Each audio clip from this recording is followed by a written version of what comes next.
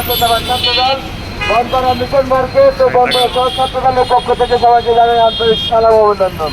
আপনারা জানেন বিগত কয়েকদিন যাবৎ এই ফিলিস্তিনের বিরুদ্ধে ইসরায়েল নানান এবং বিভিন্ন ধরনের যাত্রায় আক্রমণ করেছে এবং আমরা এরই প্রতিবাদে আমরা আজকে এই বিক্ষোভ মিছিল সমাবেশ করেছি এবং মানববন্ধন।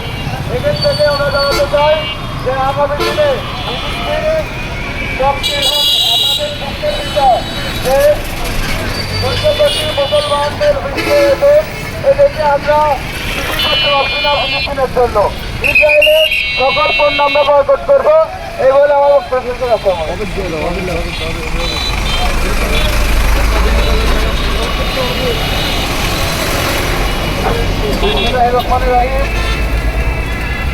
আমরা বনপাড়া মিশন কলেজ ছাত্রদল, বনপাড়া ডিগ্রি কলেজ ছাত্রদল এবং পৌর ছাত্রদল সকল নেতৃবৃন্দ গাজা ইসরায়েলের যে হামলা চালানো হচ্ছে, আমরা আমাদের বাপ দাদার আমল থেকে শুনে আসছি সেই হামলার কথা। আমরা দেখে আসছি সেই হামলার চালানো হচ্ছে।